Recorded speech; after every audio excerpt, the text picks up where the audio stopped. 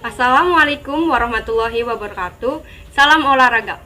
Di awal video tadi sudah ditampilkan judul mengenai sejarah pendidikan jasmani. Pendidikan jasmani tersendiri dibagi menjadi 10. Pertama, zaman primitif, kedua, zaman kuno, ketiga, zaman Greek, keempat, zaman Romawi, kelima, zaman abad gelap, keenam, zaman abad pertengahan, ketujuh, zaman feodalisme dan kesatria, 8, zaman Renaissance atau kelahiran kembali, 9, zaman pendidikan jasmani modern di Eropa, 10, zaman nasionalisme. Zaman primitif. Pada zaman primitif, aktivitas fisik merupakan bagian kehidupan semua.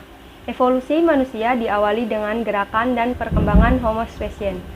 Makhluk yang berpikir sebagaimana tergantung pada aktivitas otot-otot. Diduga bahwa aktivitas fisik manusia primitif berkaitan dengan mempertahankan hidup, mencari makan, tempat berteduh, dan perlindungan dari keganasan lingkungan, serta kelanjutan perkembangan suku.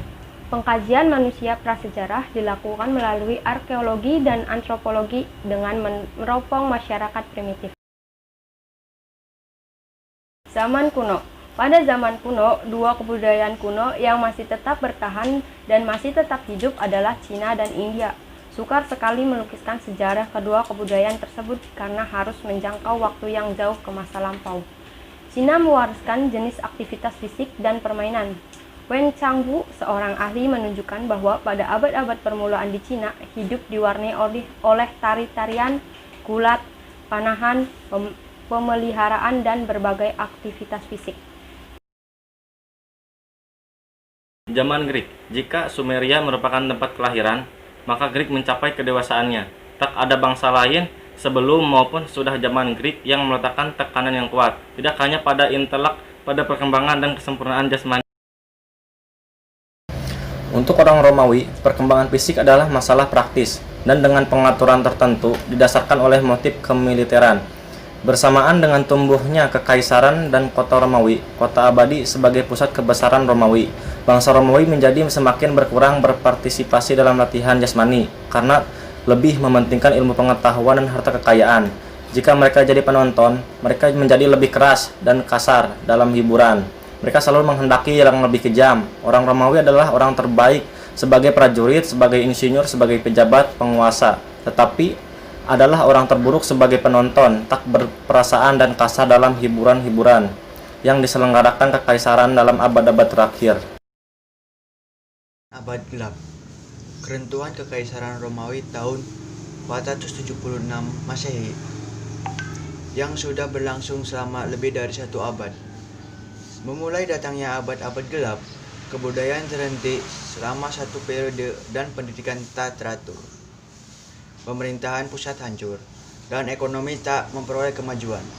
Pada saat kejatuhan Romawi, baik moral maupun fisik penduduknya sangat lemah.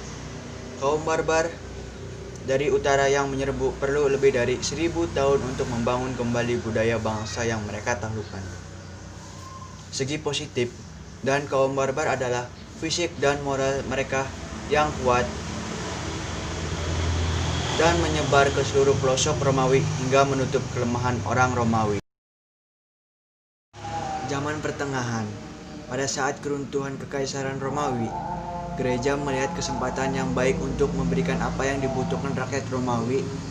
Filsafat Kristen pada mulanya sangat mementingkan rohani dan bukan jasmani.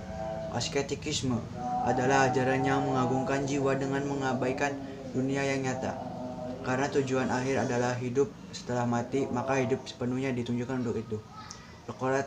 Skolastikisme yang juga ditimbulkan dari gereja sebagai tempat belajar dan juga pendidikan. Sebagai pendekatan filsafat, tapi pengaruhnya masih sangat terasa dalam pendidikan. Zaman feodalisme dan kesatria. Feodalisme sebagai cara hidup terdapat dalam abad pertengahan yang timbul dari kekacauan setelah jatuhnya Romawi. Semua kehidupan politik, ekonomi, sosial terpusat pada feodalisme. Hanya ada 2 macam profesi yang terbuka bagi anak muda kelas sosial tinggi, yakni jadi pejabat gereja atau jadi kesatria. Keduanya tumbuh pada zaman gelap sebagai reaksi atau kompensasi jumlahnya pemerintahan pusat. Gereja membutuhkan pejabat yang taat beragama dan intelektual cakap. Zaman Renaissance atau kelahiran kembali. Abad pertengahan berakhir dengan datangnya zaman Renaissance atau zaman kelahiran kembali. Zaman ini timbul sekitar abad 14-17. Zaman Renaissance adalah zaman ketika rakyat dalam alam dekadensi Roma dengan pengulasan barbarisme muncul kembali melepaskan diri dari kedalaman lubuk abad gelap dan abad pertengahan dan mencapai tingkat budaya yang mengasimilasikan kembali budaya Greek dan Romawi kuno. Zaman pendidikan jasmani di Eropa. Sementara Renaissance tumbuh bersamaan dengan reformasi Protestan, budaya Eropa memasuki periode nasionalisme. Timbulnya nasionalisme menandai tumbuhnya masyarakat modern. Negara-negara nasional yang kuat mulai terbentuk di bawah kekuasaan monarki. Pertumbuhan ini sebenarnya telah berlangsung lama. Zaman nasionalisme. Gerakan nasionalisme membawa asas pendidikan universal. Nasionalisme telah berhasil membuat warga negara taat pada negara. Pendidikan dibuat untuk mencapai tujuan itu. Dalam periode ini, pendidikan jasmani maju pesat seperti zaman Greek. Sistem pendidik jasmani mencakup olahraga, permintaan, dan gimnastik. Menjadi bagian integral dari program pendidikan formal. Pendidikan yang sengaja diprogram di lembaga-lembaga pendidikan seperti di sekolah-sekolah.